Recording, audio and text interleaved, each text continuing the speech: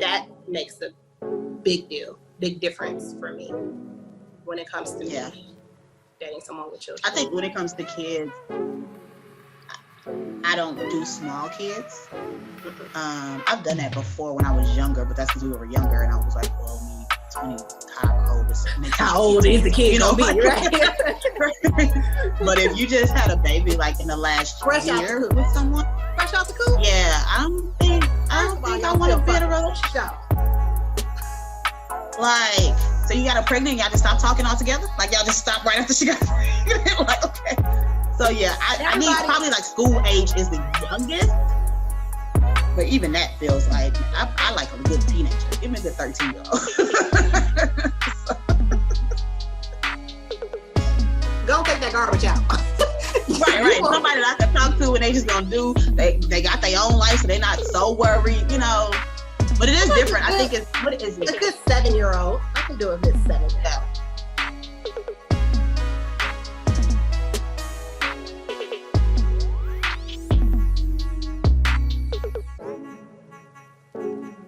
Hey, welcome back to High Functioning Mess. My name is Ebony. And I'm Megan. And that's not the way we normally do it, but that's fine. What do we normally do? Normally I just say, hey guys, welcome back. My name is Ebony. And you say, I'm Megan. And I think I say you're listening or watching High Functioning Mess. I think, but whatever, we're going to keep all this in. Are we? Okay. Yes. This is real life. But yeah, we're back. This is real life. The funny thing is, I actually almost asked you if you wanted to instead wait until Wednesday and then do a live. Oh, why didn't you ask me that? I would have been down for, I'm down for lives though. Because I was like, what if it don't work out right? What if we have technical glitches? What if people don't participate? What if? I'm down. I actually thought about I like the questions. Funny. That's funny because I literally thought about that today, but I was like, oh no, but that was one thing that you had said was like you weren't really a fan of the lives, right? Because I know I'll be misinterpreting things. No, I don't mind. I would not mind recording the show live. I can do that. Okay. We'll discuss what I actually said when we get on. Okay, because I was like, so I clearly misinterpreted something. It's kind of what I said, but still. Not quite. Basically, though. How's your week been? Is that what we start with? Functioning or a mess. So it's interesting because I felt like a mess this whole week, but I don't have a reason why.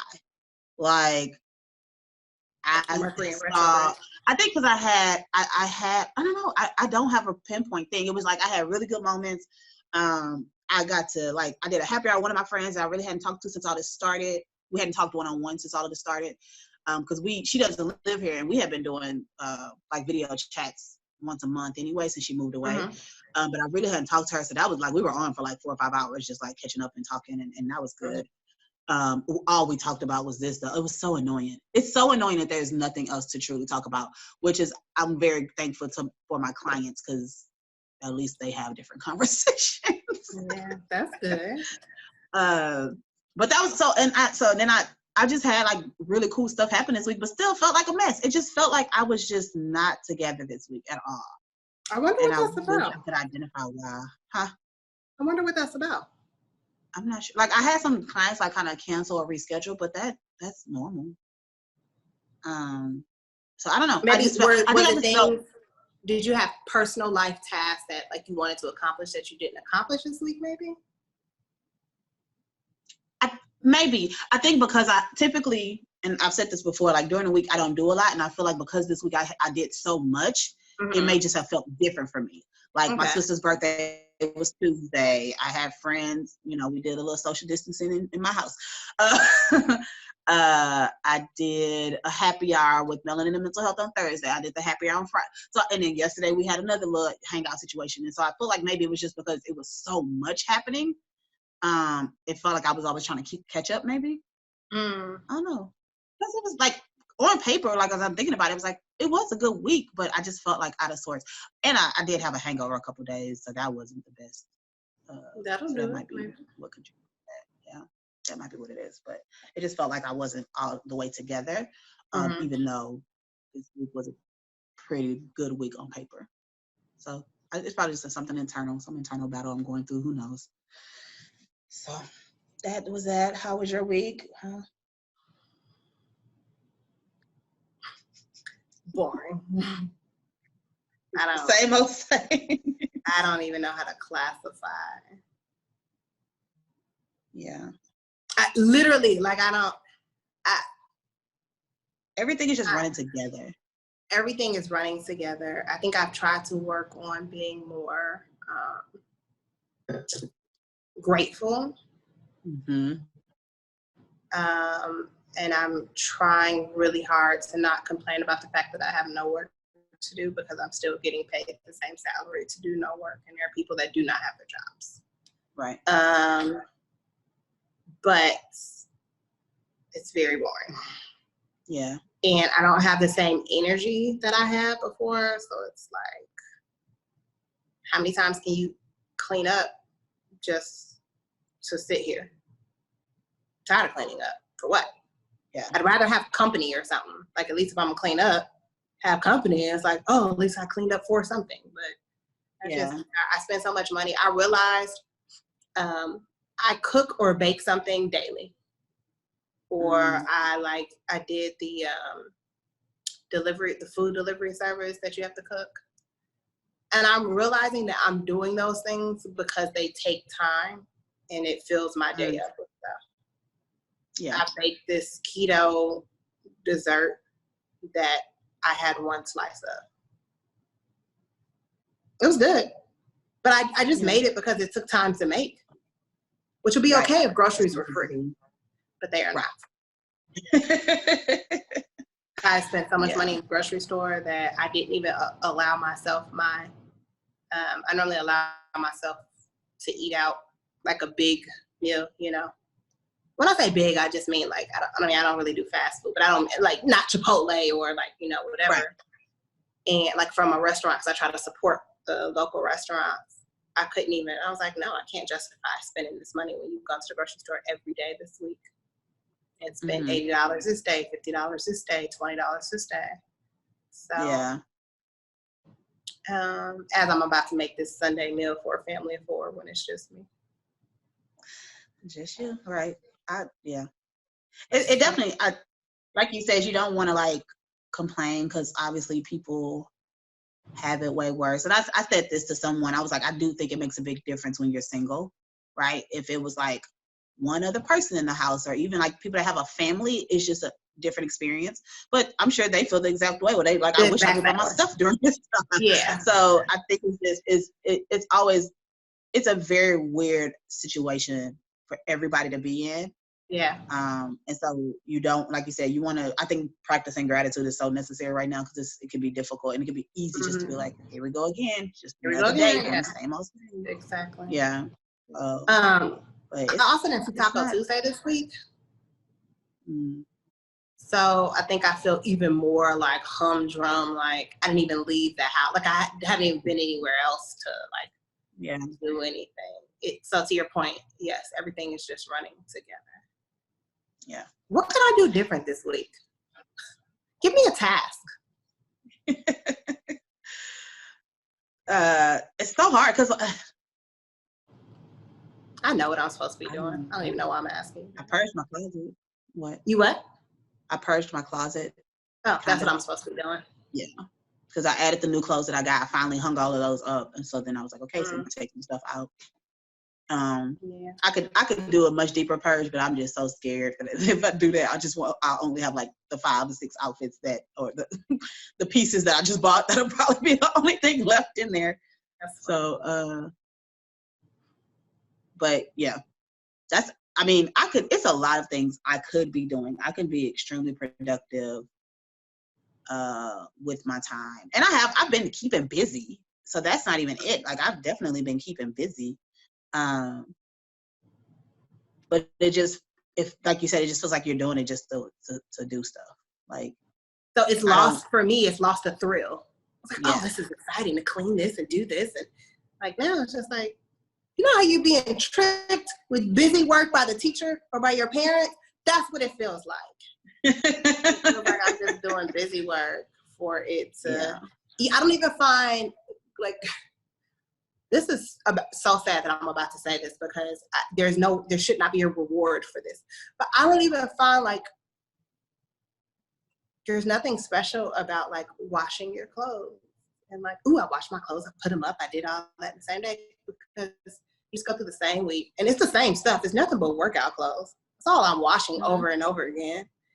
And like lounge clothes. Like I have on silk pajama bottoms right now with actual work shirt. Like, but it's the same shit that I'm washing over and over again that eventually I'm like, okay, but why?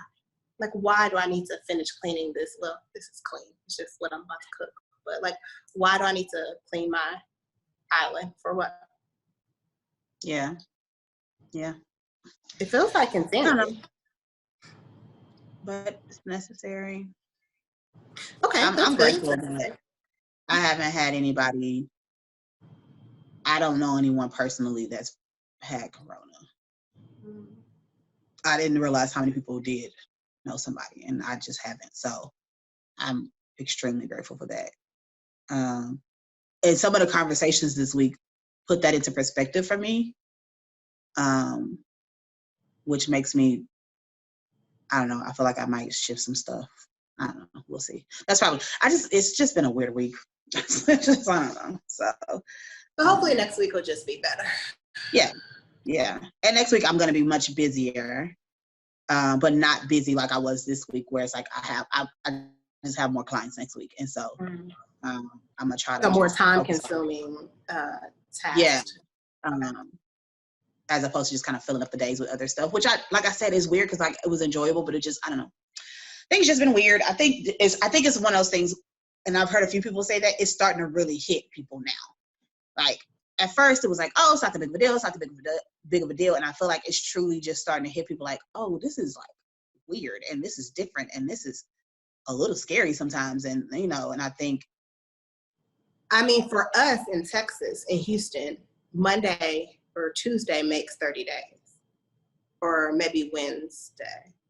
Because I remember the 20th, March 20th, I had a doctor's appointment that was still open. Yeah, the 21st was when I did my birthday. So they were still doing the 10 and less, but the restaurants and stuff were still open. No, the restaurants and bars. No, you couldn't even go sit down. Yeah, they were. So it was before then. So, but the 20, my birthday is 22nd. I sent an email to my clients on the 23rd, which is, I think that the Tuesday is when they shut everything down. So the 24th. Okay. I remember it wasn't at the beginning. I remember they said, okay, today is the last day. So starting at 10 p.m., then going, okay. Yeah.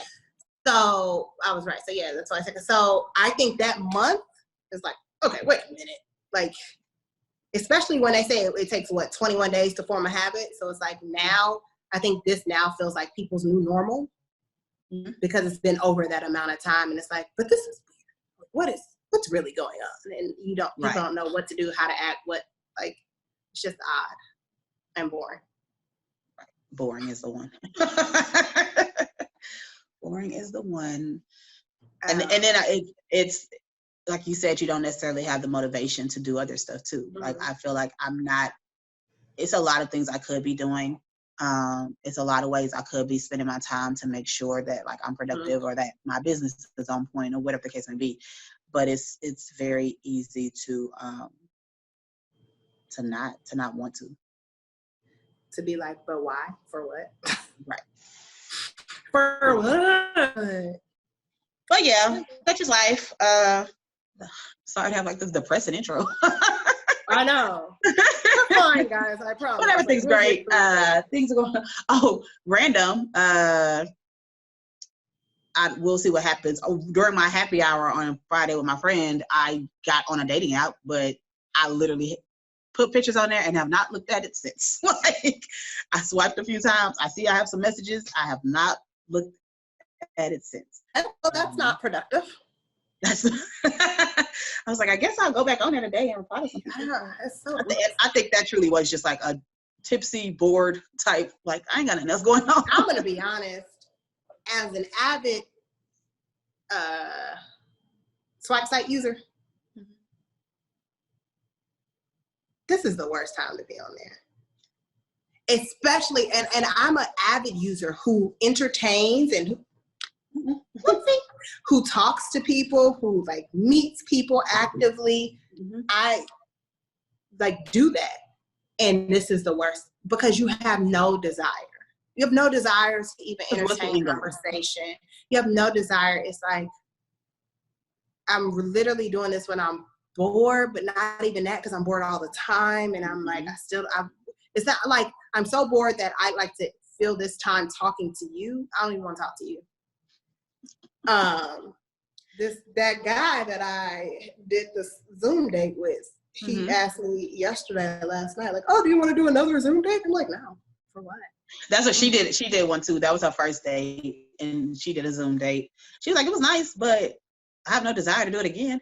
And like, he's exactly how, like, even the guy that I actually met up with. Did I tell you that? I met up with a guy. This is the guy we matched months ago. When I say months, I'm talking 2019. Oh, wow. And he was very attractive. I remember him being attractive. Fine. Looks like a chocolate black Ken doll. And so we would text, kiki, and then we decided, okay, we'll go for a walk. And I just, it's like, okay, now what? Like, this is stupid. This is fucking stupid. I don't know. So we didn't even talk anymore. Like, we went from at least texting every day to like, just kind of, I mean, I would imagine he obviously felt the same way. I think both put each other in the friend zone, and it's just a weird time to try to date somebody new. You think it would be better because you're like, oh, I got nothing but time to get to know somebody. To communicate, to talk, yeah. But it's not, well, in my experience, it has not. No, I can see that. I'm sure that's why I have not gotten back on there, because in real life, I don't necessarily, what are we going to talk? I mean, I guess. I think it's already is daunting for me. Huh? Yeah. Exactly what you're saying. Yeah. If it's already a struggle for you, it's going to be even worse. Yeah. But yeah, that happened. That's probably the most eventful thing that happened this week. What I'm trying to think about, if anything is eventful. Nada. I got stimulated. That's all. That's it. I got my stimulus check. That is awesome. But even then, all it is transfer to savings. That's not even interesting. Nothing is interesting. Yeah. I didn't get that. I know big money. But no, that ain't it. I think I'm getting a paper check at some point. So probably like in August or September, I'll get the. Oh, that's right. Because I have to pay taxes. That I never did the direct deposit thing because I have to pay taxes all the time. So. Right. Direct deposit. All right. So moving on. All right. I'll take away from, last week we just kind of chatted, so I don't even feel like it was anything. I don't even know what we talked about. I think we continued to talk about the one before, letting yourself down, but then that spun into a whole other conversation. So that's the same. We just harped on ourselves the whole time. We talked about how we need to do better and be better, and probably still didn't implement said things. Nope. So same. That's the same takeaway from the week before. Watch previous video. It'll be linked right here. You want to know? It'll be there.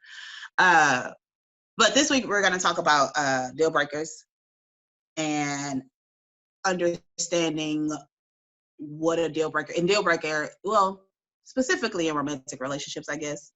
But understanding like what your deal breakers are, and why you might struggle in relationships if you're not very concrete or even clear with yourself on what they are, but especially with other people. We'll just kind of chat about that. So I want to start with a conversation like how do you define deal breakers? Oh, so interesting, because that's what I was going to ask you. As the professional, I was going to start with you. I don't think we should start with me. So first of all, I categorize deal breakers in two ways when it comes to romantic relationships. The first way there are things that in a partner I don't want. I don't want them to have to do to like whatever, right? And then the others are my boundaries or how I want to be treated or not treated. Maybe I should. Maybe that's a better way of saying. So for example, I used to say, someone with kids was a deal breaker. Actually, I don't know if I ever said that. I probably did when I was like under 25.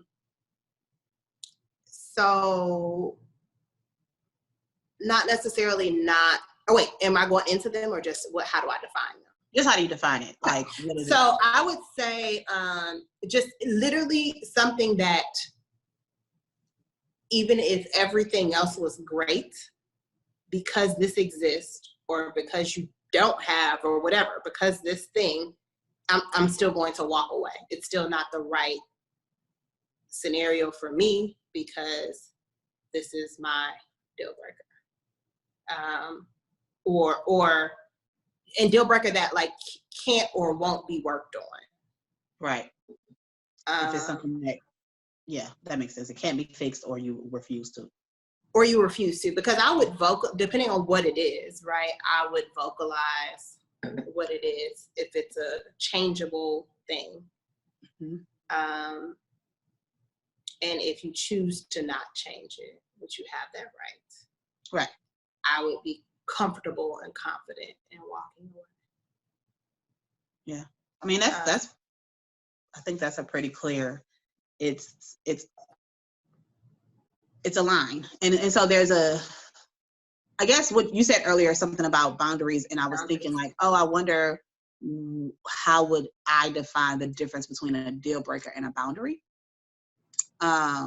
So for me, when I think of deal breakers, I think of this is something with anyone that I date is not okay. I don't date people that smoke cigarettes. So that's mine too. Yeah. So that is I was referring to that I said I would express if it's something that you choose to change, then right. Great. But if not, but I'm also allergic to them. But even if I was not, still a deal breaker.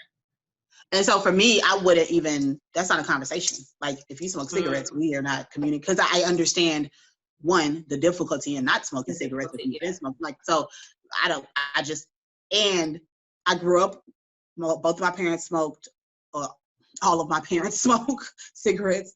And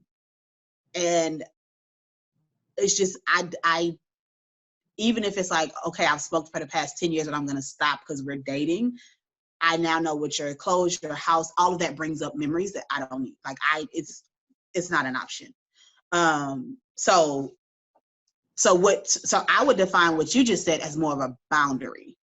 And boundaries are mostly about like how someone treats you or whatever. But even if you're saying like, hey, this is something I have an issue with, is that something that you can work on or whatever the case may be, then you're kind of sitting there like, okay, it doesn't necessarily have to be an all or nothing. It could be like, okay, yeah, I won't smoke around you. I try to make sure that, and I can even try to stop smoking, but that might take time. It sounds like you may have a little bit more leeway there.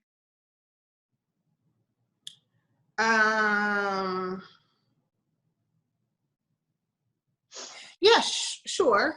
I guess to be honest, I've never had that issue with someone. Yeah. The closest that I've come to was Mr. Beautiful. One day he came to my house and I said, "Did you smoke a cigarette?" And he said, "Yeah, like hours ago." Mm-hmm. And he said, I only do, it's once in a blue moon if I'm out of, whatever else, insert whatever else substance. Right.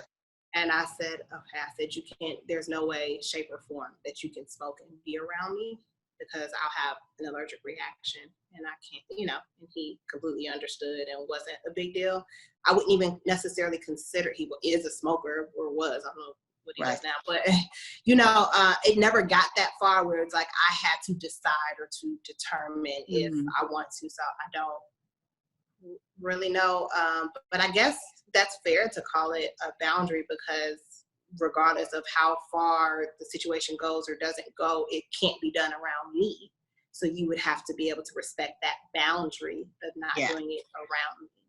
So that makes it a deal breaker is something that may not even have anything to do with you. It's just something that you're not okay with and that you don't want to be with someone that has that. Whereas a boundary probably is more related to how it impacts you.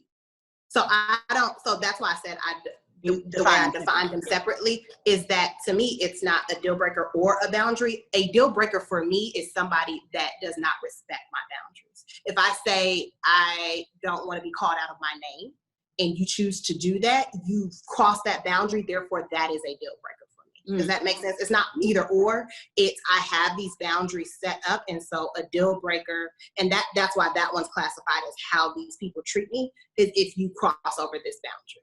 Right. And so therefore now that becomes a deal breaker. And I think the reason why I was trying to figure out a distinction, because I do think that I might have different boundaries for different people, right? And so there are basic ones that would probably fall on the deal breaker, but there's some that's like, I can't think of any right now, but if somebody does something that you didn't even know was an issue, right? Or because of the way they do it, you have an issue with it. Like, no, I think that's fair, but and I'm not necessarily saying that if you cross any boundary that I have in place that they're deal breakers. I'm not saying so that's what I'm saying. So it's still a little different. It sounds like all of your deal breakers, are boundaries, but not all of your boundaries are deal breakers. I always like to define things. I think because I don't view it like that, our verbiage is not going to be the same. I think yours is more. To me, it's what you're describing is okay. One is a vegetable and one is a fruit, and what I'm saying is, all of these over here are vegetables. This is a grain. Like they're like they're mixed in, but they're not. They're not that black and white. I mean, it's not that they're not that black and white, because it's black and white for me. But what I'm saying is I have certain boundaries that if those particular boundaries are crossed or not respected, you not respecting that boundary is a deal breaker. But that is not for all of my boundaries. Some boundaries have flexibility, some do not. Some certain things, like if I say for someone to don't ever put your hands on me. If you cross that boundary and then you put your hands on me, that is a deal breaker. But if I say it makes me uncomfortable when we're arguing and you raise your voice at me, I would appreciate if you respect that boundary and keep your voice at a whatever tone. And if you cross that boundary, that's not a deal breaker. But I still have boundaries set in place, but not all of them. That's not my deal breaker, is not crossing a boundary, or what's the right verbiage, not respecting a boundary, or like whatever. It's not that in general. It depends on what it is. But that's what I was saying. So I feel like when you put it into two categories, it makes sense. But I was trying, for me, and that's just the way I'm always trying to like be clear. And what does that mean? Because I feel like sometimes in conversation, and we just might look at it different, but I feel like we're saying the same thing, just in a different way. But I just feel like if we're talking about deal breakers and we're talking about those things, to me, we'll be talking about those things that across the board, no matter who you are, this is what that is, and this is how I feel about it. Whereas I feel like boundaries can be very like relational and based on our relationship and what we have going on. Like I might not. No, I mean, I don't agree. I feel like whatever falls underneath that, don't cross this boundary, that applies to any and everyone that I date. See, okay, so not for me. Like, give me an example. I'm trying to think. That's what I'm trying to think of. Like even the yelling thing that you said, someone could have that as a deal breaker. Like I don't deal with yelling because of whatever experience I've had in life. When someone yells at me, I'm done. I can't do it, right? But if it's just it may be a boundary of like you said, I feel uncomfortable. I'm trying to think of like, because I know for a fact that like I talk about sexual relationships. Like there are certain boundaries I might have with one person that I may not have with another person, but that's based on comfort. That's based on our conversation, whatever. So that's a boundary here, but it may not be a boundary somewhere else. So that's why. But that's not. But that's what I'm saying. So that's not what makes it a deal breaker. Just because it's a boundary doesn't make it a deal breaker. That's what I'm saying. I'm saying my deal breakers go across the board. It does not matter who you are. What's happening? Right. It's right. But the example that you just gave, it's not. Let's try to think of something else. That's not the. That's. What do you think we're different? Is what I'm confused about. What do you think we're different? I think you saying I could have a boundary here with this person that,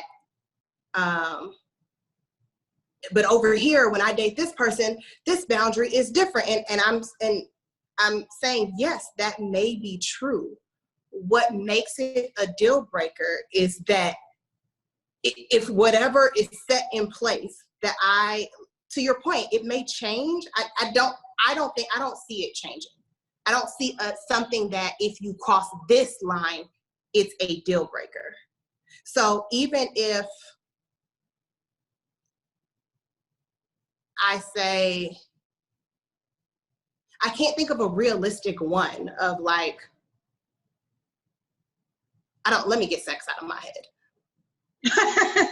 If it's yelling, right? Let's say it's yelling, don't raise your voice at me. There's not going to be, if that is a true to form deal breaker for me, I'm not going to allow this person to yell, but not allow this person to yell. So yeah, I can't personally think of anything, which your exact sentence was, what may be a deal breaker with this person is not going to be a deal, what may be a boundary with this person may not be a boundary. Right. So because regardless of who it is, if you cross that boundary, I don't care if it's Kenneth, I don't care if it's Matt, if anybody crosses that boundary of yelling, because that is a clear deal breaker for me, it's a deal breaker regardless of who it is. So that's all I'm saying is I'm not using deal breaker and boundary interchangeably, and maybe that's where the confusion is. I'm saying, to me, a deal breaker is no matter who it is, where for me, a boundary may change person to person for me. So I'm not using them as the same thing. So yeah, I'm saying the same thing. Like if I say something's a deal breaker, it does not matter who you are. That is my deal breaker, and I cannot be with you. But as far as a boundary, there may be a little bit of like, because of our relationship, it may not even cross my mind where I did this with somebody else, but now with you, I don't feel comfortable, whatever the case may be, so I have to set that boundary with you, right? So I might be able to make jokes with somebody. I may be able to like joke around with somebody and we make fun of each other, right? And I could do that with you, but I have to set that boundary where I cannot do that with you because maybe you take it too far, or maybe whatever you're saying is hitting close to home, whatever. So then that becomes, this is a new boundary that I didn't have with this other person. But my deal breaker is not jokes. It was just, I don't know. Do you understand how I'm just saying that for me, there's a difference between deal breaker and boundary. That's all I'm saying. So that's why I feel like we're saying the same thing. I think the confusion is that you're implying that I'm not saying that. So I keep saying, I think we're saying the same thing. I just like to, you in the beginning said, I just like to have clarity and to make sure that it's understood that things are, and so that started to confuse me because I was like, that's what I'm saying. Oh, no. The deal breaker is if I have a boundary that is to not be crossed. I could have 10 boundaries, but only 3 of those, if you cross them, would be considered a deal breaker. That does not change regardless of who it is. But the list of 10, maybe they change, sure. But no matter what they change, or maybe they're different for every single person. But if I have these 3 that I say, if you hit me, if you whatever, that if you cross these ones that are big deals, whatever to me, regardless of who you are, if you cross those boundaries, crossing that boundary is what makes, that's the deal breaker, is crossing said boundary. Okay. I think I was just just saying, answering the same question. And so I was like, for me, I love to look at it this way. So I think we're saying the exact same thing. Okay. I think it's that way to me. So what do you think? Do you feel like you're clear on your deal breakers? And are they from like previous experience, or is it just like where do you think they come from, and why do you think we have them? I think some are triggers. I think some are previous experiences or just standards that are just in place of what you're willing to put up with or not put up with. But I think a lot of it is probably, for me, it's, maybe I've even tried, like, to date somebody that insert whatever, and that went terribly wrong. Or that's a part of dating, right? You find out what you like, what you don't like. Sure, can it change between each person? I think my deal breakers are not as long as the next person. That's my assumption. But they're the majors that I feel like are, it's not ton that is like non-negotiable. I have like 5 or under things that are non-negotiable, like the smoking thing. Like, to your point, I couldn't be in a relationship with somebody. I couldn't even try to seriously date somebody that was an avid, every 2 hours gets up to go get a smoke. You go to their house, the whole house smells like smoke. And again, for all the same reasons, right, that you listed, like it's in your clothes, I grew up with it, everybody around me smoked, and I just don't, whatever. So, but I think it's a combination of different things. I think it's what makes us feel comfortable, and if something makes us feel extremely uncomfortable, I think it will fall under the category of not being a deal breaker. Because there are people that not being hit or abused is not on their deal breaker list, because they may be a physically violent person, and that's how, they, whatever. So for me, it's just, no, we can't come back from that. We're not going to be the same people. Yeah. And therefore, this is a waste of time to attempt to continue to do this. What do you think? Where do you think they come from? It's interesting because I think it's a combination of just whatever we've been taught as far as like, or have learned based on our experiences as far as what's a good person, what's not a good person. I think that's a big part of it. So like you said, like for us, we probably have similar ones as far as like physical abuse, emotional abuse, like any type of abuse, smoking, of course.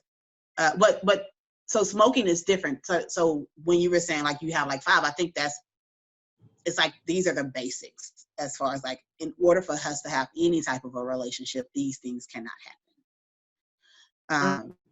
But like you said, not everybody has those things, or maybe they do, but then when they find themselves in a situation, it's clear that they don't have that as a deal breaker. But then I also think, so I think it's one, how do we think, what do we think is a good person? What do we think is not a good person? But also then is, what are your life experiences? Like it's always amazing to me that anybody in our generation smokes cigarettes, which I know a lot of people do, but it's always amazing to me because I just always remember like, y'all didn't go through there. Like y'all didn't they didn't like hone in on like how bad cigarettes are and how horrible, like y'all didn't get, and I grew up in a house where everybody smoked, right? But for me, and it was always so like, y'all are killing yourselves. My dad lived till he was 82. He ain't killed himself, like, and he smoked every day, all day. And I don't know and how did not die from anything. I don't know, and maybe it didn't hit the same way with everybody. I also went to school, in high school, which we had a different experience, or maybe y'all did have this part. In high school, we also sat through health class and looked at herpes, and looked at like sexually transmitted diseases and what they can do to you. People still have sex without a condom on, or still have sex in general, or without getting tested. Well, we didn't have that great.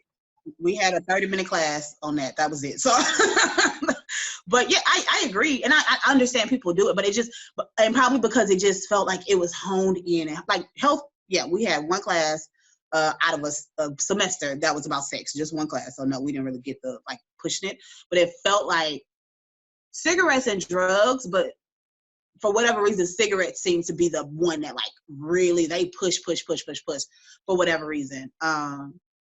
So I mean, yeah. So I mean, I know people do, but I don't even hang out with people that smoke cigarettes. Like I don't personally have any friends that smoke cigarettes. So So it's always interesting when I meet someone and they smoke. And I'm like, oh. Especially. But everybody has different life experiences. Exactly. And I That's met, like meeting a so black one of person my that friends' does friends, one of my friends' friends smoked cigarettes. She came down to visit, and I was just like, how? And she was like, it's so weird because where I live, we do smoke, but she also works around a lot of white people, like, but whatever, like, it's just normal for her to have like a smoke break, and like we're all like, no, we don't participate in that. Like, that's kind of, that's different. I've literally never even I think never even, or have the desire. Like, I understand once you start smoking, I understand the chemical, I understand the nicotine, I get that, I do understand that. How did you even get to the point? This is not 90210. But and even with that, it's not the first time you smoke, because most people, the first time they smoke, they hate it. They're fine. It's not in their system. And that's another thing. I know that I'm privileged enough that the people I hung out around, we didn't do that, so I never had the pressure to do it. But it never even, like, I think if, I don't know, I feel like if somebody, actually I know I had a friend who I found out she had started smoking, and we had other reasons why we're not friends, but that was also like, all right, we really need to kind of back up on this friendship, because I don't know where you're going. Like, I don't know what's happening here. So you act like the girl did heroin. Well, like I said, it was already other issues. That wasn't like this. This was just like the final, like, and you smoking cigarettes? Okay, like, what's happening right now? And she was like, don't judge me. Like, she felt so bad about it. And I'm like, so, like you said, how do you even get her then? How do you like, you feel so guilty and shameful for it. I think the closest has been work friends that still are not black, but still, whatever. And you don't find out until like, oh, we're all in the same city and we're like doing something, and then it's this little herd, this pack that are going out for smoke breaks, and you're like, you're 26. Why are you smoking? Like, I don't know. It's such an old person thing to me. Yeah. And like cancer. Like, let's just not. It's just not. Like, it's still possible that you could have the healthiest life ever and still get cancer, but let's not do anything that's gonna add to the chances of that, or leukemia, or like whatever. Is it leukemia? Right. Not so to me, that's like a societal thing more than like I didn't grow up thinking people who smoke cigarettes are horrible people. I don't think that. But societal, like, it's just like, it's just disgusting to me. And so if I feel like something you do is disgusting, then I cannot kiss you in your mouth. It's not not an option. Also,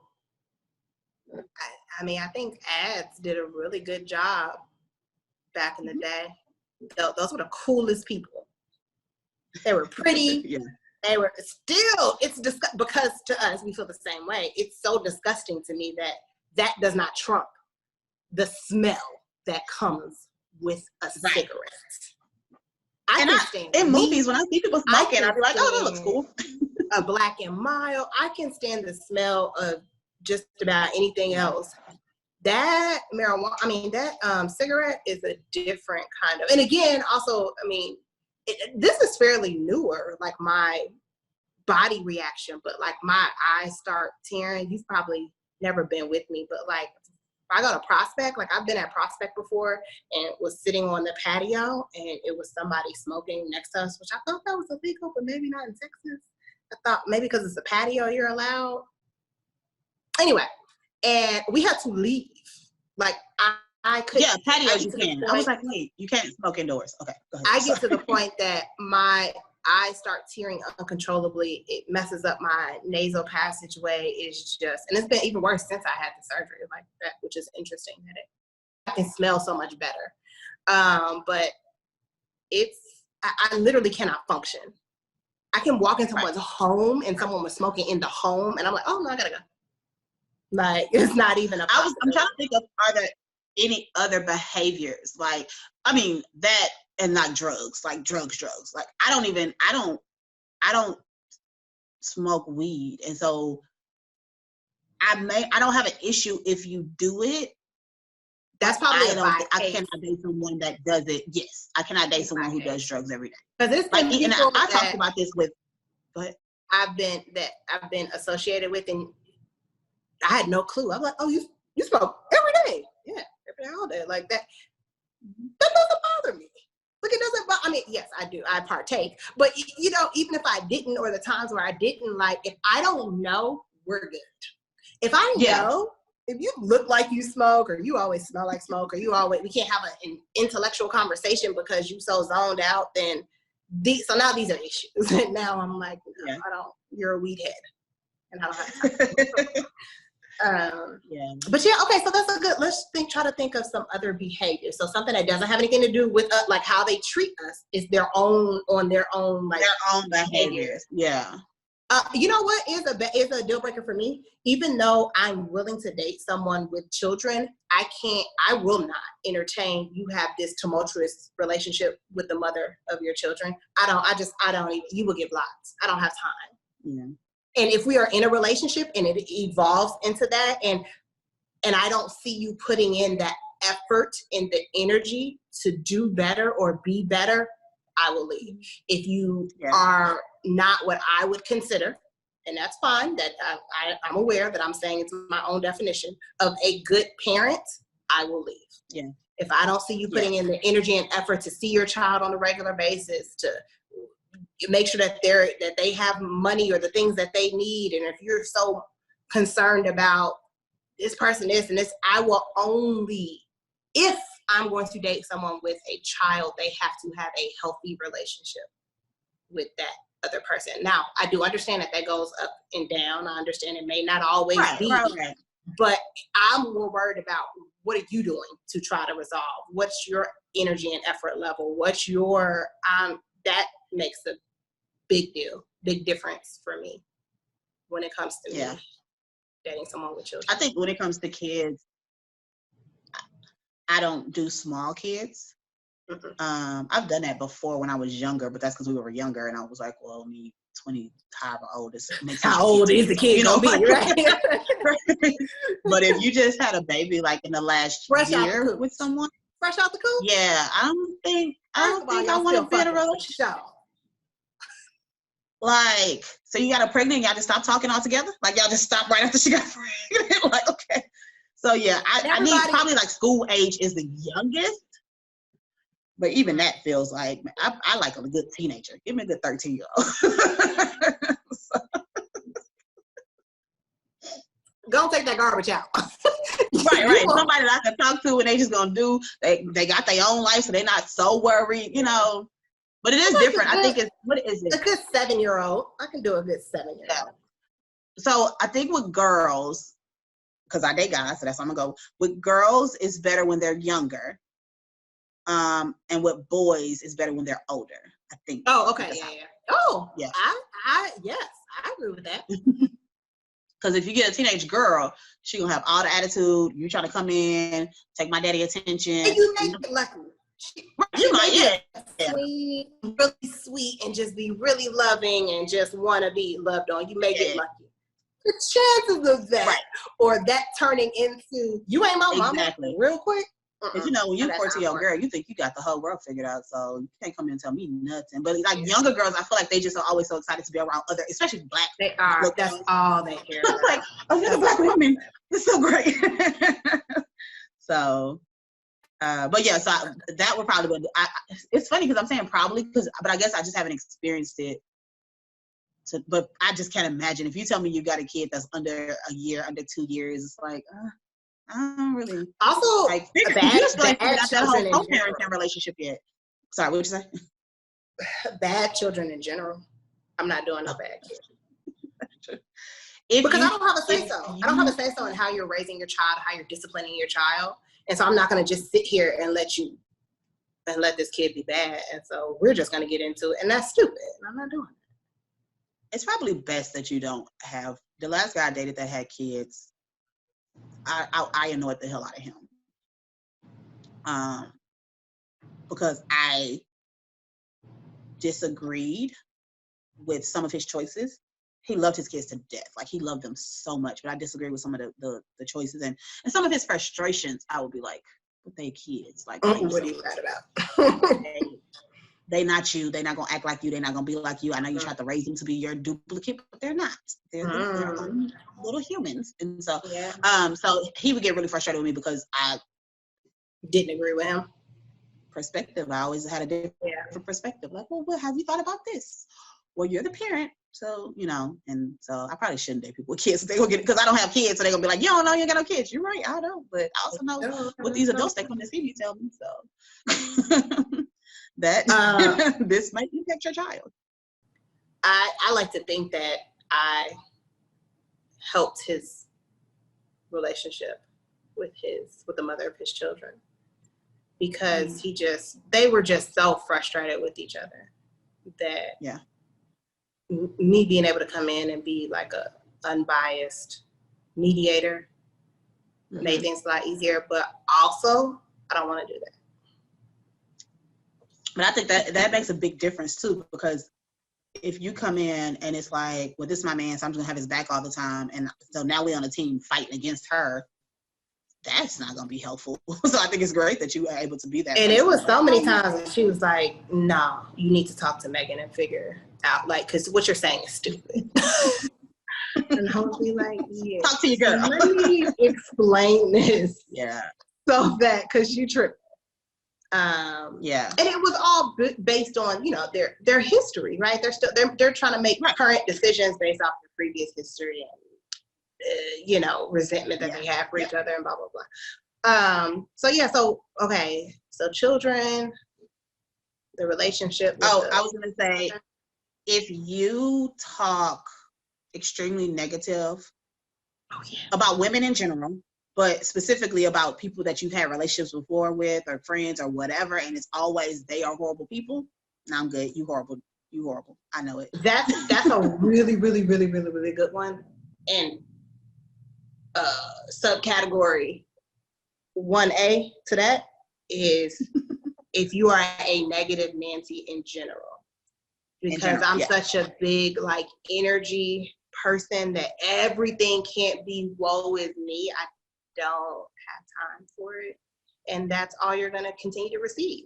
It's all this negativity because everything is the end of the world to you, or everything is they did me wrong and they shouldn't, and it's everybody else but you. And we wouldn't even get to the point of a relationship. I would get so annoyed so quickly. But the previous relationship, I actually haven't had a lot of that, but that would definitely, I have. And on top of that, because I'm a poker, I'm going to call you out on it anyway. So that's going to get on your nerve. But what did you do? But that's a really good one.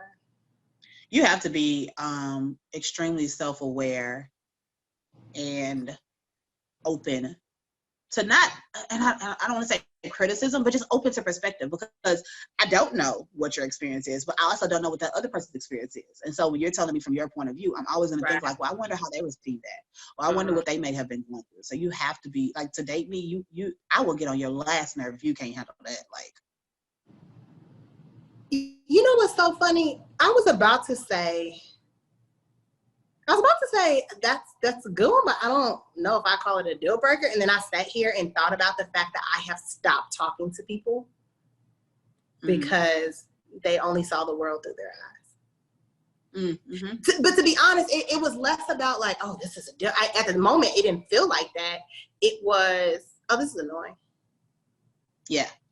But the reason why I'm going to stick with saying I don't know if I would call that a deal breaker is because I've also dated people that did not start off like that, and then they dated me, and then they started. I could see the change in 6 months of, but I guess if I, the things that I would normally say to them, they start the same way my therapist does hit me, and I start thinking, oh, what would she say to, So, and that has happened. I know you're gonna say that, and maybe that's true. But this is so. Even my brother yesterday, he said something, and I rebutted. I was like, "Oh, well, maybe it's because you And we're on FaceTime, and his initial reaction was he was started to shake his head, and he was like, "Oh, wait." He's like, "That very well could be possible." He's like, "I don't know why it's my first reaction to just say no Like, people have different perspectives. You're giving me your point of view, something I hadn't even thought of. And he's like, and when I sit here and really think about it, you're probably fucking right. Like, that probably exactly is what it is. Right. So I think that is to be self-awareness, because I know that I grew into it. I know 100% is something that a person can grow into. But if you don't get there, I couldn't marry somebody that is. Or you get upset when I do say it, or you get upset when I do say it. It's one thing if you just don't have no reaction, but you also ain't changing who you are, but you get upset, or like there's no growth in that category at all. Mm-hmm. No. You're not going to mesh well with my personality. To your point, right. I'm going to get on your nerves. Like, you don't want this. Trust me. You don't want this. Yeah. I think, these are good ones. What else? I wonder what else are like actually deal breakers that I didn't even realize. That's what I think. There's probably things that, like, when somebody does it, it's like, ugh. Like, I can't date someone that's not. I'm not gonna say happy. Nope. No, yeah, I can't date somebody that's not happy. I can't do it. I can't date somebody that hates their job and does nothing about it. You're not looking for a new one. You're not hates any part of their life and does nothing about it. Yes, you can't be. Sorry. You have to be solution driven. You can't just complain. You're allowed to complain, but you're allowed to complain while coming up with solutions. Because just complaining and you've been there for 13 years and nothing's changing, or your living situation, or whatever the case may be, no. Yeah. You can't leave my house. Never mind. I'm sorry. I'm not gonna go there. But I just know you serve no purpose in my life. I don't connect over like date somebody that I feel like I'm always fixing your shit. Yeah. I need you to contribute. Mm-hmm. Yeah.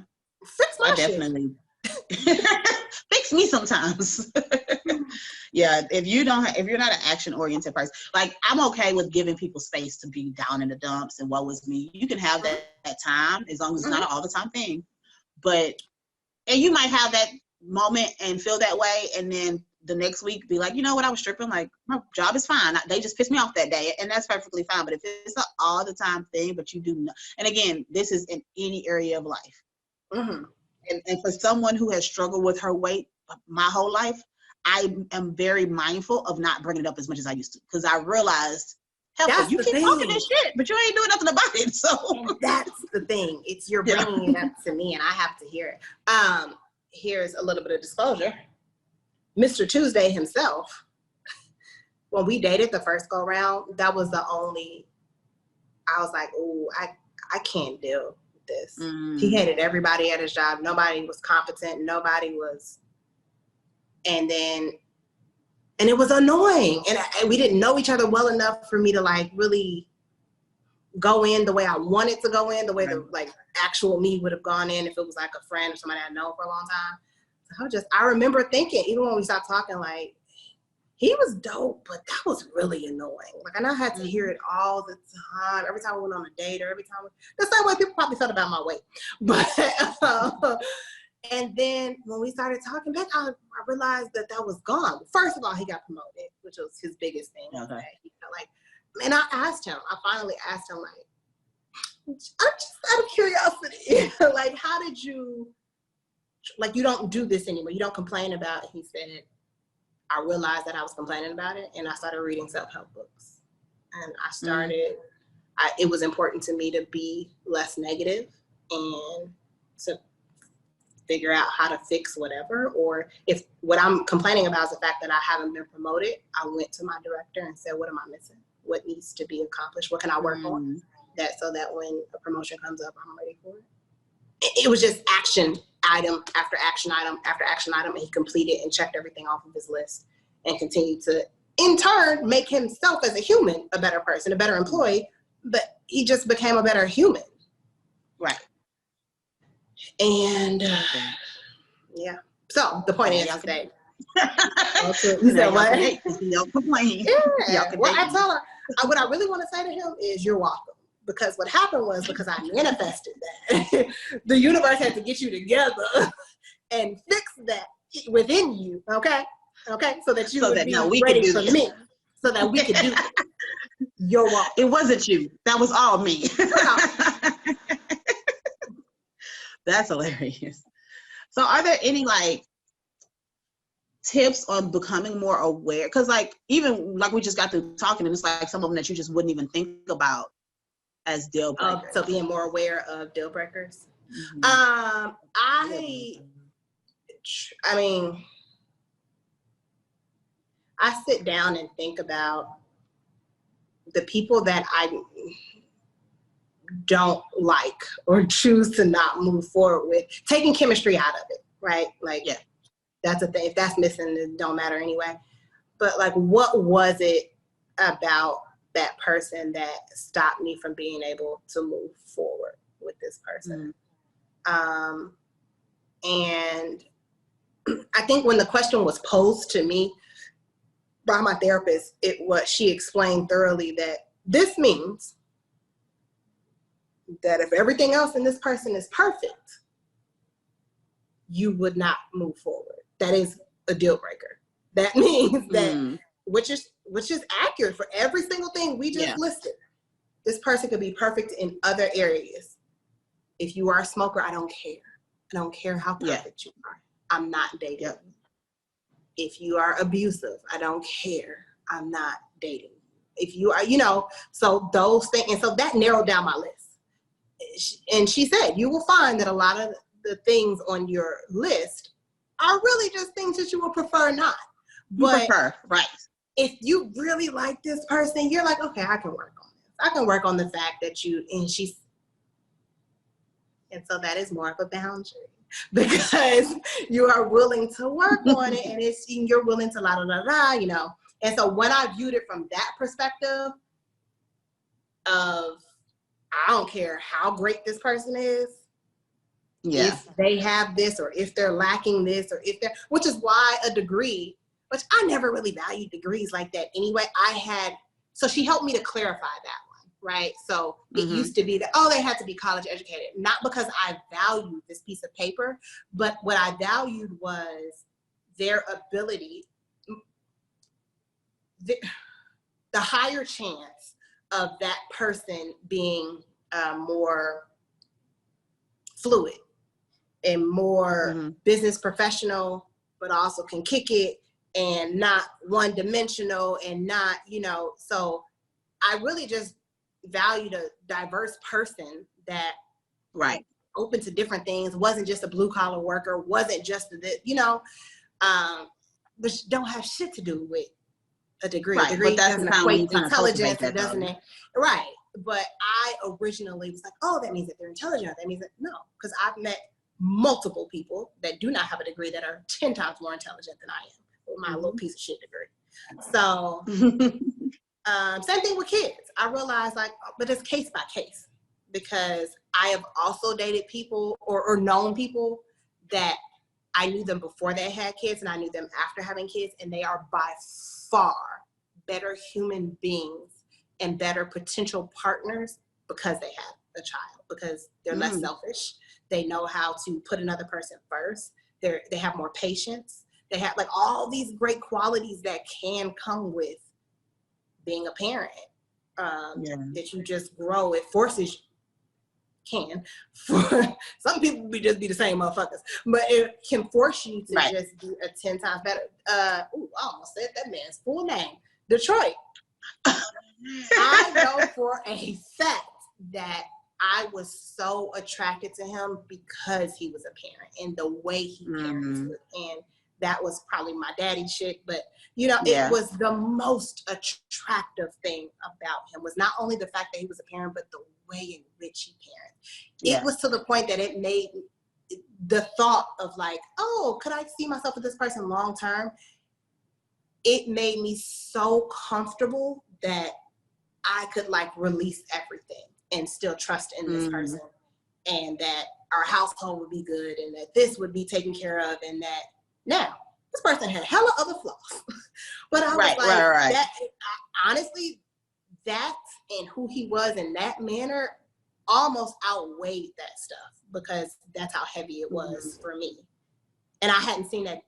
To this day, I haven't seen that in anybody else. I typically don't date people with kids, but even with kids, without kids, I haven't felt that comfortable and that if we were together, we would be good. I would be taken care of. And I don't mean like financially taken care of, obviously. Right. I mean, he got you. That's basically what it is. Yes. Yeah. It's interesting. I don't know what I was about to say. Okay. I have a question for you. Well, you can answer that question also if you like that. Answer that. How do you come up with?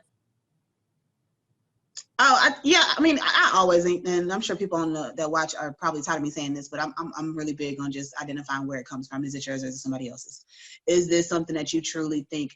That's what I was gonna say. Is this something that you truly think that you've decided this doesn't work for me, or was it because someone else said it was a problem? Because I think we have a lot of things, like when we talk about height, when we talk about career, when we talk about all these things, it's because someone has made you believe that this is what's necessary to be in a healthy relationship, and it's not, And so I think the way that your therapist and you define it is really good. Of like, if everything else is perfect, how much would this matter? And I have some that are probably shallow as hell. It is what it is, but it is. But I think that goes into like just chemistry and stuff. Because when I said short, I literally thought like, could you date someone that was shorter than you? And I feel like there probably are some amazing men that are 5'4" and under. I don't know if I could date someone that is 5. I truly don't think I could, because that physical attraction just wouldn't be there, or the chemistry wouldn't be there. Doesn't matter. Doesn't matter where it came from. If that is how you feel, it doesn't. No, matter shallow. It don't matter if somebody else. If that is not. If that's how you feel it doesn't work. I have come to terms with that regarding. Is a whole different topic, but men that are or are not attracted to me. That has been what has helped. I don't care if you have colorism issues, if you believe that white goddesses are I don't care about all the shit I disagree with. It don't matter. I don't give a shit. That's fine. Just stay away from me. I'm not here to try to make you see something differently, or Right. So I want everybody to be happy. If my little thick 5'3" self don't make you happy with this brown skin, then go and find something that does, because that ain't nothing. But I think what you said, as far as even being able to identify, like, is it the degree, or is it what you feel like comes with that degree? Are there other routes to get that personality trait or get those qualities that you appreciate? And so identifying that part of it. Yeah, because to be honest, I still feel the way I feel. I was just categorizing it wrong, to be honest. Which I'm happy about, because I hated saying that was like a deal breaker, or that I felt a certain type of way. I knew it didn't sit right with me. So I'm like, you don't really give a shit about a degree, especially now. I hate it. I'm going to try to encourage my children to not go to school so bad. Yep. They're like so hard. But the question that I want to ask, that I don't want to forget to ask, was, are you vocal about your deal breakers, or I know this is not the topic, but or boundaries? Another two completely different things, and one is probably more important to be vocal about than the other. Or I have this impending fear that if you tell people, then people will just lie to conform and to be who you want them to be. I am not. Boundaries, yes, definitely. Deal breakers, no. Because I guess the thing is, it's been very rare that I have even come in contact. Been dating someone and then a deal breaker came out, right? Okay. Where it's like, we've been dating for a while, so I feel like I have to communicate that. But then I just thought about the last guy, the little short-lived thing I had going on. I was clear with him what my issue was, but I think that was probably more boundaries than the deal breaker, because I know that he's capable of doing what was necessary. It's just the situation that wasn't conducive to it, or whatever reason. So that was more like, all right, well, I can't do this. Like, this is not an option. So when you get it together, if and when, then we can figure it out. But if not, then cool. So yes, but I do understand what you're saying. But if I've determined something as being a deal breaker, I'm already done. So even if I did have to vocalize it, you can't come back and be like, oh, well, I'm gonna change that. No, I'm good now. Like, because I don't, most of my deal breakers aren't things that you just change overnight. That's just which is At all, why right. it's a deal breaker. Right. But one of the things I was going to say, I want you to answer that, but I didn't want to like skip. One of the things that I was thinking about, where it's like, where did it come from? And I identified the underlying stuff was like ambition. I always used to say, like, I want somebody ambitious, which is important. But what I figured out, because especially with conversations with my male friends, because they're always like, women never like just satisfied with like, what if I'm good with my life right now? Like, what if I don't want to be the boss? What if I don't want, what if I'm whatever. That's fine. But for me, what I realize it is more about that growth mindset, because I feel like ambition feels like career. And I'm thinking overall in life, are you just complacent with things as they are and accepting of things as they are? Or are you a person that can say, like, this is where I'm at right now, but I want to do better. I want to be better. So in my relationship, this is where we are right now, but I'm willing to put the work in to be better. And so that's the way I have to shift it, where like, okay, maybe it's not ambition so much, more of like, you understand that growth is an ongoing thing, and it's not once I'm here, then that's it, and I'm just gonna stay here. But anyways, okay, go. What about you with vocalizing? The funny thing about, and I had to unpack ambition as well, and I realized that ambition alone by itself means absolutely the fuck nothing, because the ambition can also be, I want to be a rapper at 36, and I don't care about that. What I do care about is drive. I don't give a shit if you said I'm gonna do a lemonade stand on the corner. It's gonna be the best goddamn lemonade stand that you ever seen. And what are we gonna do to get there? What's your business plan? Let's sit down and talk about this. It's drive. What's the driving force behind said goals or said whatever. So I do feel like, to a certain degree, first of all, I date a lot. So this conversation always comes up. What are your deal breakers? What are your love? So I can't sit here and lie and say that I don't talk about them. I will share them if someone asks.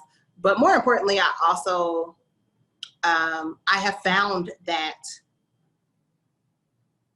I have been a lot more vocal up front about certain things, because what I don't want you to be able to say when it comes up is that you didn't know that I would stop talking to you because of X, Y, Z. So I need to pause. Sorry. My phone's about to die. I know we're almost done, but I need to put my phone on the charger and also not show that I'm not wearing any pants right now. That would be nice.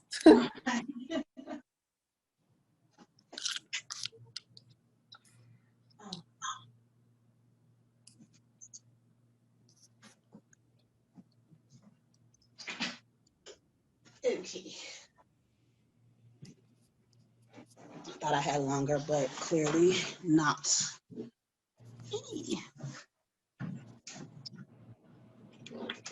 Are you gonna remember to edit that out? You should have stopped it. Yeah.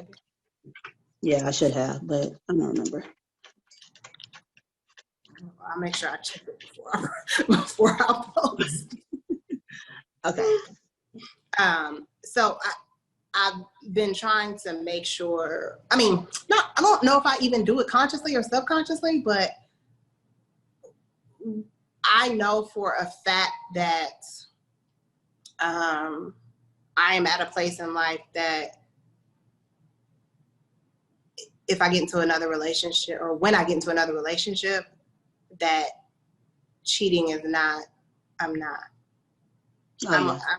I'm gonna pick up and leave so quickly that you're going to second guess if we were ever even in a relationship. Ever. That's funny. And I'm so adamant and so, whereas I knew before, I was like, oh, I kind of wish you people make mistakes. And I think the reason being is that the justification I used to allow before has expired. I connected it oftentimes to age or to, like, people are fucking human. I've cheated, like, stuff happens. Well, that's expired. And that may be wrong. Honestly, it may not be connected to age, but that's my viewpoint, so my vantage point. So it's very easy for me to go, oh no, the line was here, and that ended at about 30. So now we're too old for this. We're too old for this. Yeah. And I know, and I've been in enough relationships and tried to stay after that. I know it doesn't work. So I am vocal about that from jump. Like, there is no way that I could remain in a relationship with someone that cheated on me. That's a deal breaker for me. I do mention the like physical abuse and like whatever, even though I brush it off and I make it seem like it's like, oh, it shouldn't be a big deal. You know, that's pretty obvious that it's not obvious though. There are millions of people that have been in abusive relationships, and the shit happens. So I think it's funny that I just also think my personality does not attract, like, one of us is gonna die. Yeah. So I'm not gonna be a person. Yeah. But I think that's a big part of it too, is like, I don't necessarily come across these people, or I probably do, but I'm not attracted to that, and they're not attracted to me, which is perfectly so. I rarely have to have the conversation about deal breakers. Yeah. That's so funny that you say that, because to your point, I've also realized that, remember, I've talked to you about this just because we're friends, and that I had such an issue with the, oh, you like to argue, huh? You so combative, or you so la da da. I realized, and I don't want to make a blanket statement. I don't know this to be true. It was at least one in that category of men, of 10 whatever men that I've been on a first date or whatever with in the 8 years that I've been here, there probably was an abuser or would be abusive. And that conversation alone, they were like, oh no, I don't got nothing for this. We not the same kind of people. We sure ain't. So going on about your way. But I realized I harped so much on like, oh, I hate that that's how people view me and da da da. No, they were so controlling that when they met you, they were like, oh no, this is not somebody that can be controlled. Right. Even if it wasn't that conscious for them. Maybe it didn't come to their brain that way. Like, I can't control her, because I don't think people go around looking for people that they can control. That's just the way it works. That I was like, oh, that was a blessing. Mm-hmm. The Lord removed them from my life, because we would have argued anyway, or this person would have got so fed up with my mouth or me not listening, quote unquote, which I do listen very well to men that I respect and that I feel like can lead. It's my favorite thing to do. I'm like, oh, I don't have to do whatever. Like, so that's a lie. It has nothing to do with that. Anyway, so to answer the question, I think I am vocal about it. I'm definitely vocal about my boundaries, because as we mentioned before, they're rarely the same.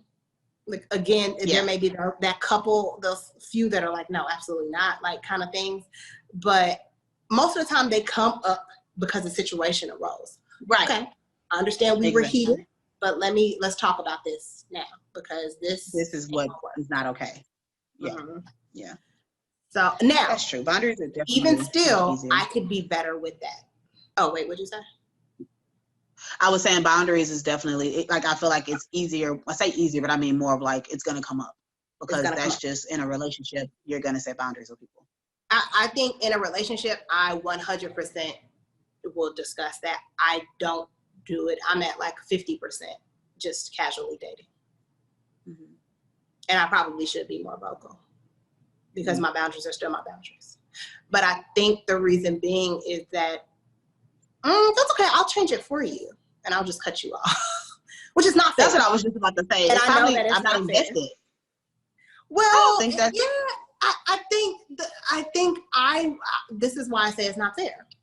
If someone did that to me and didn't even give me the opportunity to course correct or to fix whatever it is, that would hurt my feelings, especially if it was somebody that I liked. I'm a very passionate person, and if you know me well enough, you know that I yell about everything. I yell when I'm happy. I yell when I'm frustrated. I yell when I'm trying to make a point. I'm a loud fucking person. And if you were to say, if you were to come to me and say, hey, Megan, I understand, I'm learning that that's your personality. However, when we are in a debate, or if we're going back and forth, it comes off as disrespectful, or it feels, I have had this conversation with the person before and I fixed it immediately. If you come to me and say, you curse entirely too much and it makes me uncomfortable, cool, you go on about your way, because I'm not changing that. I just would like the option, right, to decide if it's something that I want to work on it or change or not. I use it as a defense mechanism of like, I'm just looking for a reason to why something won't work out. That's interesting, because I also feel like that's the difference in like how we date versus others. Whereas dating is to weed it out, and then you get into a relationship, whereas we date until we think everything is great, and then we get into, you know, like dating is just like, okay, you got the basics, I got the basics, we like each other. Right. But that's not what we do. We got to wait until I could marry this person, we should be in a relationship with each other. Like, and I think both are flawed. I think both are flawed. I think we need to find the middle ground between the two, which I think is the category of dating with intention. I think that is the perfect blend of both. We're not here to waste anybody's time. We are truly, genuinely attempting to get to know each other. But we're also not nitpicking and like just trying to scratch shit off the list. Right. And waiting until everything's that. Or making assumptions, because we make a lot of assumptions where I definitely do, where if I see a certain behavior, oh, this is how you live your whole life, so I can't do this at all. And it's like, your whole life. The last person, I always say the last person I dated, not now at this point, I've dated 50 million people since then. But I guess the last person that I most seriously dated, that still ain't even true. Okay, this guy that I dated, he used to have this thing, and we laugh about it to this day, where I'm sure I've talked about this before, where he left these damn cabinets open. You would walk in his house, and it looked like somebody just came, like a tornado just came through in a gust of wind, and he'd have random cabinets open. It annoyed the shit out of me. Not even my house. This was in his house, mind you. I'm not saying he came to my house and left cabinets open. And I assumed your whole life is a mess. Because if you can't bake some chicken and make some rice without leaving every cabinet in the kitchen open, then there's a bigger issue here. And I was kind of right. I wasn't all the way right, but I was kind of right. That's funny. But he also fixed it and course corrected it. But yes, I make tons of assumptions or stuff that don't even have nothing to do with me. I'm just like involved in the moment when something's happening, and I do that thing where I take stuff out of context a lot and I apply it to dating. Or even if it's specifically, even if you're telling me a story about something that you did previously, or I'm like, oh, so that's how you move. That's how you. So that's just who you are. Okay, got it. No, bitch, I was telling you a story about what I did when I was 21. What are you talking about? I'm 33 years old. What are you talking about? No, this happened one time. And I'm like, that's funny. I just be looking for shit. Right. Self-sabotaging. That's what we do. He told me he went on a date and he ordered chicken tenders. You know, I don't date chicken tender guys. Like, you know, like, no, it's not a Megan. No, stop. What are you doing? Abort mission. That is real, but I said this. I don't know if I've said it on here, but I've said that, like, dated a guy for the first date. These are some options where we can go. He chose Chili's. I know your mindset now because you chose Chili's. I was correct. It's not okay. I mean, it's okay that he chose Chili's. It's definitely okay. But I was 100% correct about his. I'm saying it's definitely okay to not date him. No. But that is judgment on my part, because it took me I didn't always live in the city and go to different restaurants and all that kind of stuff. So if I lived in the suburbs my whole life, then I probably would have picked Chili's too. But I don't.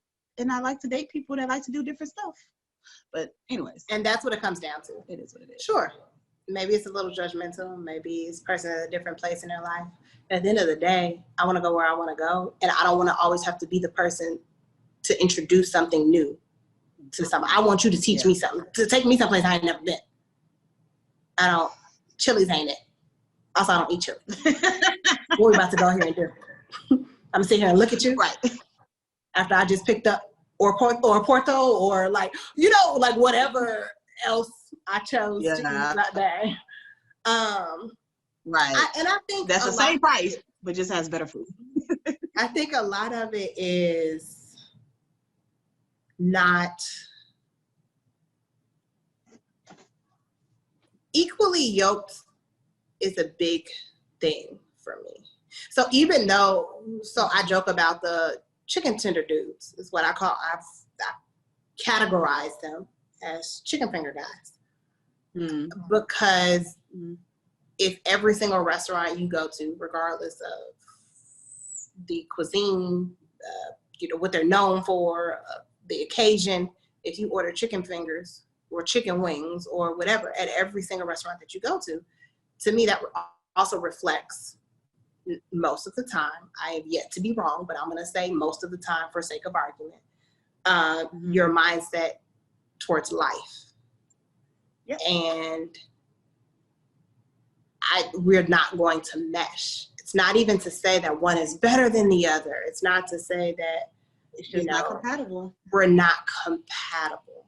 And so therefore I don't feel guilty about my reason. I like that. When it comes to deal breakers and boundaries, I think the most important thing is to get comfortable with what you like and what you don't like, and recognize that it's perfectly fine if you say this is something that I do not want to date, or this is a trait that I am not interested in. Instead of, I feel like we get told so often how, like, maybe your standards are too high, or maybe you just require too much. And no, that's not true. Like, I want someone compatible just like you want somebody compatible, and I'm not willing to just accept somebody just because we're both attractive and we both think, you like me, so I got to deal with whatever you bring. No, that's not reality. And I am like, in the example, I dated someone against my own, I don't know what the word is, judgment. Better judgment. I knew that we were not compatible. And I said, well, maybe opposites attract. Maybe that is the thing. It's not a thing. Well, it's only a thing when those opposites complement each other. Other than that, it's not a thing. We are just two completely different people attempting to be in a relationship. And what's going to come with that is trying to change the other person, which also could have possibly worked if both parties were open-minded enough to get outside of their comfort zone. But that don't work when this person's a homebody. I know they are a homebody. Oh, that's cute. That's cute that you don't like to go out. I like that you're not on the scene all the time, that you're, and you find out what that really means. And that means if I were to talk to him today and we were to talk about this quarantine, he's in heaven right now. Now, granted, he has his own reasons. He has his own anxiety. He has legit reasons on why he's a homebody. And I think that's why I felt bad saying, well, no, that's not fair to not give this person a chance. But it is, because who is it not fair to? You only on this earth for a certain amount of time. You done gave this nigga your prime years, Ebony. You got my prime years, okay? And to this day, the nigga's still a homebody. Not willing to come out the house, don't want to do, not interested in doing anything that I like to do, even if it, okay, granted, I'm a homebody, but it's her birthday. Let me plan something. Let me do something fun for her that I know that she's gonna like. Let me get outside of and shit don't work. So now I'm the extreme opposite of that. And no, we're probably not compatible. You don't like brunch? Oh no. Right. Which is obviously I would date somebody that like doesn't care about brunch. But what I need you to be willing to do is when I'm not going with my friends and I want to go with you, I need you to go, cool, let's go. Like, I don't need you to suggest. I don't need you to find new places to go. I don't need but I need you to be open-minded enough that you're willing to also do this. I need you to want to pick up and read a book or two so that we can discuss, or that we're not just sitting in front of the television all the time watching. There are just certain things that I need, and I don't care how I got there, whether shallow, whether whatever it is. This is the person that I would be compatible with, and I don't want to compromise on that. Because those are the core things that even if you grow into something, I still need our core to be compatible. Mm-hmm. You can get new hobbies. You can try new things. Y'all can do new things together. You can stop liking previous things that you like. But I need our core to be compatible to a certain degree. And I think that it could also be, again, it may not be something that comes 100% natural, but are you open? Mm-hmm. So you may not have ever been to brunch before because you and your homeboys don't do brunch. That's perfectly fine. But when I suggest, hey, let's wake up at 10:30 or 11 on a Sunday and go do brunch, and you like, I just want to sit around and do nothing. I don't want to do that. Like, okay, like, because if you ask me, hey, I want to go to this bar, I want to go wherever, I want to sit around and watch a game, I can do that too. I might not do it all the time. It's probably not my thing, but I can do it. So. And also what trumps me, that being or not being my thing, is the quality time that I'm spending with this other person, and the fact that it makes this other person happy. That's more important. So I was watching The Love Hour, and Melissa said this thing, and I had never heard of it before. I can't remember who she said. I think it might have been a sexologist, Shamara, but I can't remember. But they were saying that it's, Kevin's so stupid too. They were saying couples have to have like 3 different type of activities. Face-to-face, side-by-side, belly-to-belly. And belly-to-belly like sexual, whatever. Face-to-face is quality time. We're like date night, or we're like sitting here doing something together. And side-by-side is we're having experiences together. And I was like, that's, and I think they had like a certain number, like you should do like 1 a month or once every, I don't know, something. But I was like, that's what it is there. And also with that, you have to have activities that, I was watching one about their 15 years and 15 lessons they've learned. Mm-hmm. And it was also, what was the other one? This is the one I was really talking about. You have to do things, have things that you do on your own, but you should also be giving that person, do things with them that they enjoy that maybe you don't. You should do that as well. So yeah, like you said, most of the time when I go to brunch, I'm probably not going to ask you because that's just, I enjoy having this time with my girls to go have brunch and have mimosas and talk and hang out. But then, yes, there are times when I'm like, oh, it's a new restaurant. I really want to try it. Do you want to go? Well, you should say yes. That's just a part of a relationship, is that it's not always about what one person wants. And I think it's so funny because on Room for Relations, we talked about compromise, and Amios is 100% against compromise. He just feels like, why would you compromise? Which is the funniest thing to me. But that's compromise. That is, I don't necessarily want to do this, but 1, I know this is something that you like to do and I want to support you in that. And 2, we get to hang out and I actually like the person I'm dating. So even if the activity isn't something I necessarily want to do, that doesn't mean I'm not going to do it if I'm dating you. That I'm not going to like hold fast to like, I don't do brunch, or like, I don't 100%. Do guns. I don't do the gun range. If I date somebody with guns, I'm probably going to end up going to a gun range at some point. Right. Ain't my favorite thing to do. Ain't something I ever think about doing. I love the gun range. We went to the World Series last year when it was going on. There was a guy that Leah knows that has season tickets in the box or in the, like, whatever it's called, mm-hmm. the real fancy schmancy one. Mm-hmm. And he said he and his wife, he's an older guy. And he said he and his wife have an agreement that she just has to come to at least 1 game a month during the season. Mm-hmm. He's like, she don't care who I go with, who I take, whatever else. We just agree that she has to come 1 time to enjoy doing this thing that I like doing. And that was very expensive. Mm-hmm. and most of the time we can turn it into a date night. We invite another couple because he has, season ticket holder, you have 4 tickets. Yeah. And, we can make it fun. He's like, I just love it so much that the 2 things I love in the world the most, I want them to coexist. Yeah. And she respects that and appreciates it and gives it to him. And he said, we always have a good time. It's not like we don't have a good time, but I also understand that this is not a sport that you love, or it's not something that you love. It's long. The games are long. Right. I don't care how much liquor you drink. I don't care how, if you don't want to be here, all you're thinking about is the other things I could be doing with my time right now. But I thought that was the perfect, and it also allows him, he's created friends that are here that the staff and everybody knows him, and it's like, it'd be nice to be in his world for a little bit occasionally. Yeah. and like see him when he's I don't happy. have to always be here. Yeah, but I don't have to always be here. Right. But yeah, it was nice. And of course, he still wanted her to come more, but he was like, "But I can deal with that."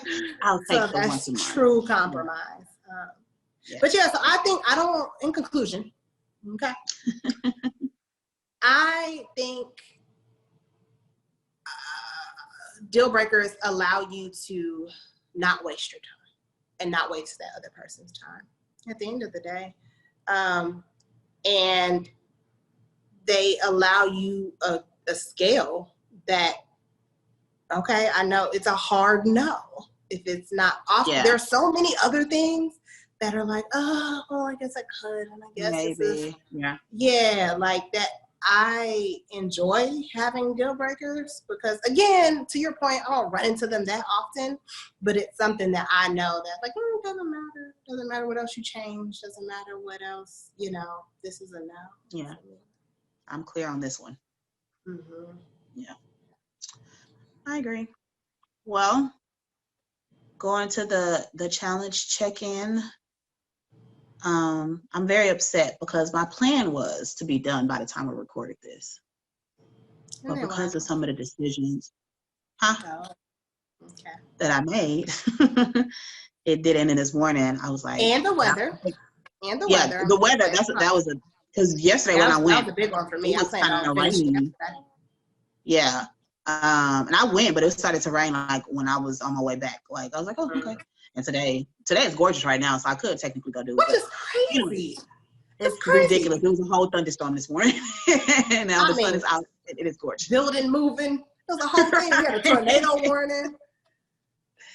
But yeah, I feel like that's why I moved this to today. Because I was like, oh, I'll finish my run. I'll do my run on Saturday. I'll wash my hair and everything on Sunday. And I didn't run yesterday. Yeah.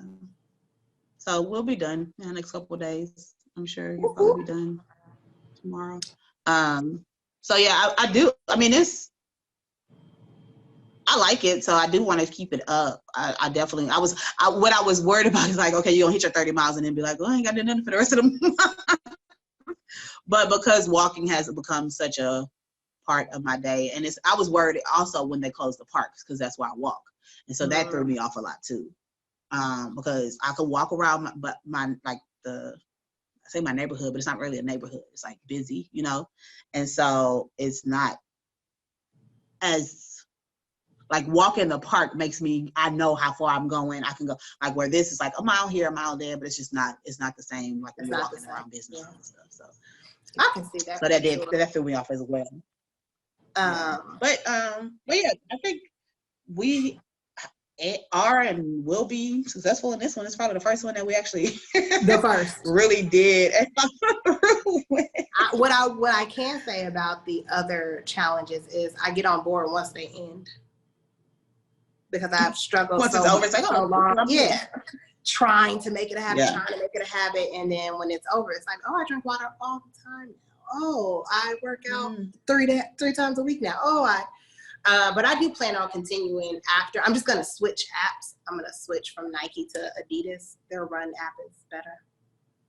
Okay, I didn't even know you had one. Yeah, it just gives you better stats. It's not as simplistic. It's not super complicated, but it's not as simplistic as Nike Run. Okay. But yeah, so I think it was fun. We had some participation. I think it was the other reason why I can confidently say that I will continue is because I don't have anything else to do. It's what allows me fresh air. Yeah. Throughout the week. That's pretty much that in the grocery store is pretty much the only time. And I be having panic attacks going to the grocery store because people be too close to me. So at least I don't have to worry about that when I go. I am getting kind of tired of the neighborhood, but I also don't want to get in my car and go anywhere else. So there's that. I could do that maybe once a week, like Saturday mornings, sure, but it's going to be the busiest day trying to get up and go to a park. The funny thing is I thought I saw that they were just closed Easter weekend and then they opened back up Monday, but they're closed? No, they were open this weekend is when they opened back up. So they were closed the whole week. And then this weekend I believe that's what I read. It's like parks will be open. I'm gonna say, maybe I read something different. I just remember reading like parks will be open this weekend, but I think they still trying to limit like the trails and stuff, some of the trails, so you can't because the trails are smaller. Okay. So I was it able has to do to my be. normal. Yeah. It has to be what you're saying because their plan to reopen, the parks are on there. So it has to be what you're saying in that they're still closed. It can't be that it was just for that weekend. So, but so I don't know. I don't know if it'll be open tomorrow. I guess I'll try it out and see in the morning. Where do you go? Bayou. Buffalo Bayou. Ain't that what it's called? I don't know why I asked because I don't know what they're called. I don't know. Allen Parkway is what I do. I just walked to Allen Parkway. See, Allen Parkway and Buffalo, they're the same thing? Oh, duh, that is right there. Yeah. So they kind of, I think they all overlap or whatever. Like I don't go as far down as like the Eleanor Tinsley, but it's all one big thing. So, I didn't realize that. But yeah, so it's going well. So that's a positive thing. I mean, it probably truly is because there's nothing else to do at this point. So it'd be interesting whenever we do the next challenge, like what that would even be. I feel like it's just the motivation is just not there to do a lot of stuff. So I think it'll be hard. Like my motivation have to do something like journaling or something that's like low impact gratitude or something like that. I think journaling. I think we should make that it because I need to improve the amount that I journal. I don't know if I can commit to every day. I just don't have shit. But I feel like that right now because right now we're in quarantine. Right. But if you have like a topic, like their journal. Oh, maybe we can do my fake journal that I never created, but I have all the questions and stuff. There we go. Yeah, I have it. It's all about, of course, relationships and stuff. And then maybe even too, if other people want to participate, we can do journaling or meditation, because just like meditation is not everybody's thing, journaling is not everybody's thing, but I feel like they bring the same sort of. But I feel like that's two different challenges, though. That's the point. Like everybody do journaling this month. It's not your thing, but you drinking water when your thing. So that's the point of you putting a little bit more effort, and then you don't have to continue it after this month. We could do meditation another month. I guess I view it. What I'm saying is incorrect, but I view it like we say get out and run or walk 3 miles, or we didn't put an amount to it, but 30 for 30, right? Which is implementing cardio, but somebody else could go, oh, well, that's not I got a bad knee, so instead I get on a machine and I do elliptical. And I understand that what I'm saying is probably incorrect just because for me, journaling and meditation are essentially sort of the same. I don't like neither one of them, but they're essentially heed sort of the same result. It's clearing your mind. When you journal, you get the stuff out and you're able to put it on a piece of paper. When you're meditating, it's clearing your mind similarly. So I was viewing them as similar activities, but to your point, they're not. They're two different things. Yeah. Okay. Well, I guess that's all for today. That's all, folks. No, that's all I got. Do your census. I haven't done that yet, but I keep hearing I should. So I'm going to do that this week. That's going to be on my list of things to do. It's been on my list for 2 weeks. I don't even know what a paper is, but I'm just going to go on the website. Yeah, you should definitely just go on the do that, website. people. Let's be good citizens, even though. Oh, I just listened to this podcast. Somebody she told me about. Never mind. We'll talk about it later. It's not that interesting, but I was about to say I'll be a good citizen to the government, even though they're not always good to me. And that reminded me of the podcast because it was about Hurricane Katrina. I was out there. I wasn't there, but I was in school at that point, and the government was trash. That's all. Trash. Yeah. All right. So, all right. Well, it's been fun. What is it? It's been real. It's been fun. It's been real fun. So make sure you go, follow us on whatever you're listening, on whatever you're listening or watching. And you know what? If you want to be a good citizen, repost this somewhere. Yeah, just on some platform of some sort. We would be greatly appreciated. Stories. Put it in your stories. Tag us, high functioning miss. Tag us. Okay, that's all. All right. Bye. Bye.